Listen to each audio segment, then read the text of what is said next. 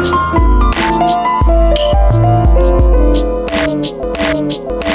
what is going on, guys? In this video I'm doing a review of the LG G Flex 2. So the body itself has a very attractive design. This is a sleek looking device, and you'll notice that the back has this nice kind of texture coming out of the volume rocker button and power button at the back, this kind of like circular design coming out. And of course it is a phablet device. That's something I have to mention. It's fairly large, but overall its dimensions is 149.1 by 75.3 by 9.3 millimeters, weighing in 152 grams, and is fairly light for its size. And of course it has a unique curved design to it, which I'll be demonstrating the flex capability that it has.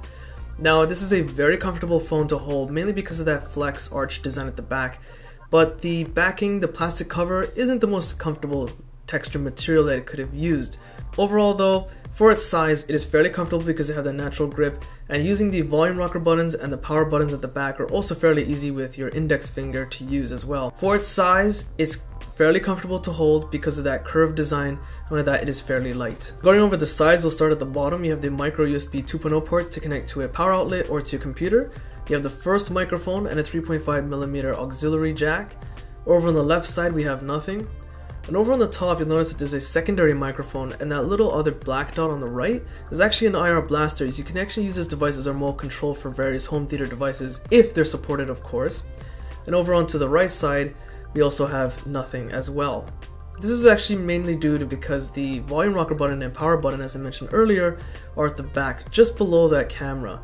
And it's actually fairly easy to use if you're using your index finger when accessing it and holding it in your palm. It's actually something unique, but it feels pretty comfortable and natural when you get used to it. And continuing on the back, just above the volume rocker buttons, we have a 13 megapixel camera with flash. And what you guys are seeing right now is 4K footage being recorded with the LG G Flex 2, except for the audio, that's from my microphone.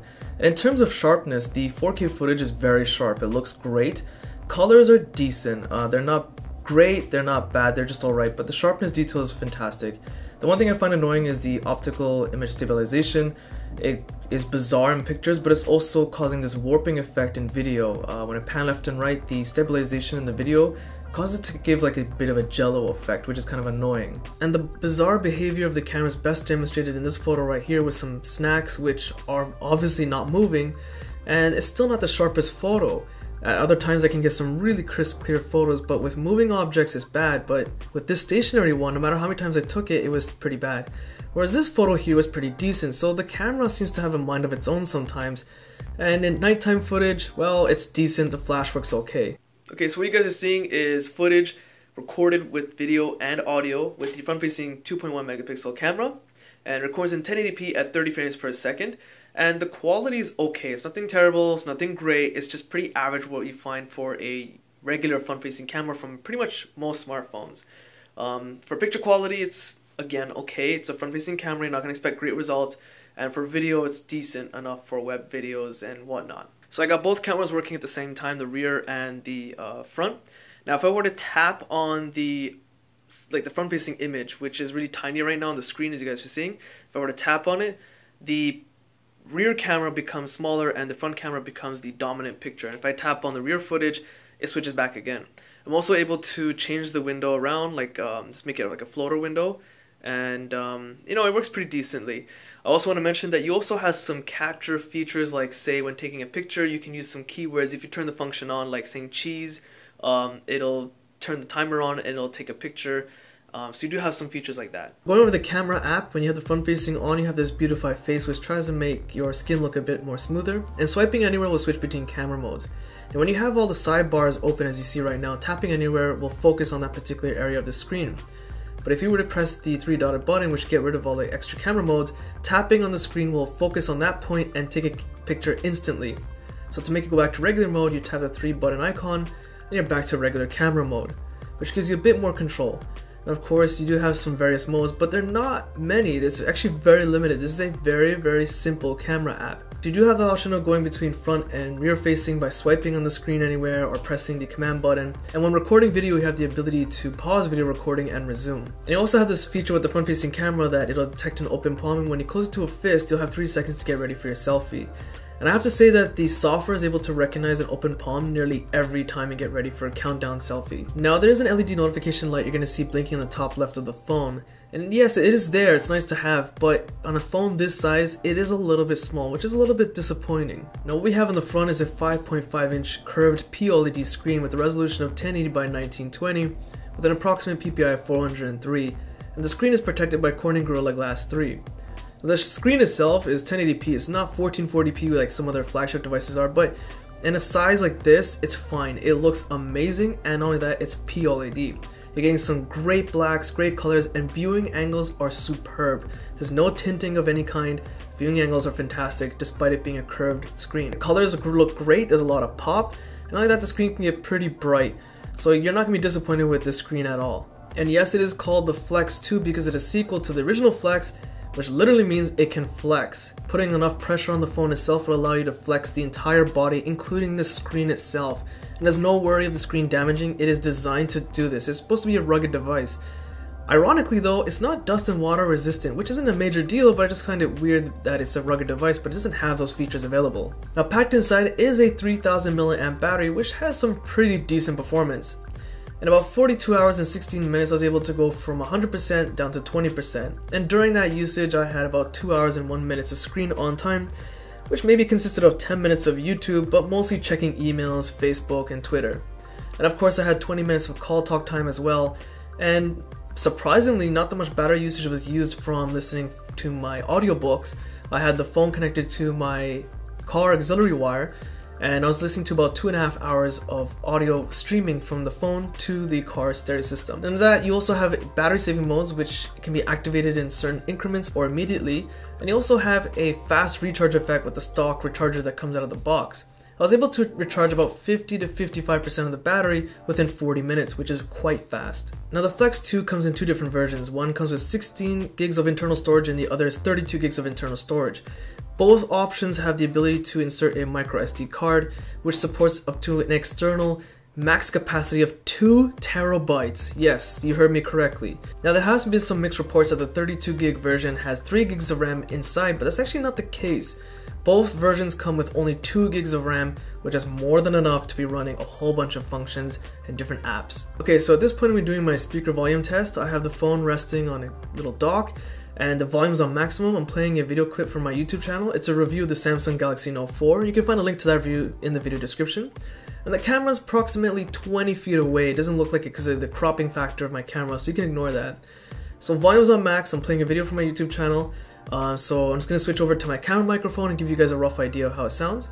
The IR blaster and of course the third microphone. And the reason for the 3 microphones is not only to cancel background noise when making a phone call, but also serves special purposes in the sound recording app, for example. Okay, so I think that's good enough to give you guys a rough idea. Now, obviously with my own ears, I can hear it a lot better. So I have to say, for the speakers being on the back, the sound output is pretty impressive. It would have been nice if it was on the front, but it still performs quite well actually. I'm a little bit surprised at how good it is. Packed inside is the brand new Qualcomm Snapdragon 810 octa-core processor, and a quad core of it is running at 1.5 GHz, and the other quad core is running at 2 GHz. Now there's been some big speculation and debates and fear that this new processor has some overheating issues. Now let me just say, I have never experienced any overheating issues at all once with this device. Even when going through my gaming demo video, you can find a link to that in the video description, I was pushing this phone to its limit. It has an Adreno 430 GPU, and when you're playing some of the top graphic Android games, you're pushing the screen, the speakers, processor, and GPU to its limit. And during that time, there was no overheating or any performance issues at all. Everything was smooth. There's no fear of this device getting overly hot. And going back to the RAM, it performs amazing. Multitasking is no problem on this device. You can actually see I have a couple of games open and all these apps open at the same time. This seems to not struggle at all. And also keep in mind, this also has a multi-window function, which Samsung made really popular with Android devices. You're able to drag certain apps if they're compatible with this function, and you can resize the windows, and it seems to handle it just fine. So going over the wireless technologies available in this device, it supports Wi-Fi, which supports 802.11a, b, g, n, and AC signal. It supports Bluetooth 4.1, GPS, DLNA, connectivity, and all the other usual services like say NFC as well. And what you guys are seeing right now is the fact that this device supports Miracast. So I'm wirelessly streaming whatever's on the LG G Flex to my TV because it does support Miracast. And you can do this too. Again, your device must support Miracast and able to enable this functionality. And as mentioned earlier, there's an IR blaster built into the top, so you can actually use your phone as a remote control for your TV and various home theater devices. This of course is if your home theater devices are supported by the IR blasters and its remote control functionality built into the smartphone. But generally the responsiveness works fantastic. It's quite quick for my TV to respond to commands. Straight out of the box you're getting Android Lollipop. And I noticed that the LG software is very minimalistic, it's quite clean. Even on this side screen here you can get rid of this if you want to, it's very easy. And the interface performs quite well, it's quite snappy and great in performance. Now a lot of early testers and reviewers got their hands on the Korean version, which comes with a lot of bloatware, and they complain about some performance issues.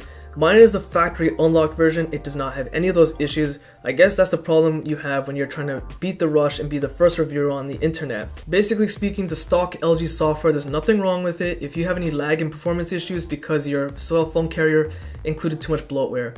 So as you saw, the screen was off and I was able to swipe down and show some of the notification. This is basically gives you the ability to see a preview of your notification bar and the time. And if you have no lock screen security on, you can double tap to automatically wake up the device.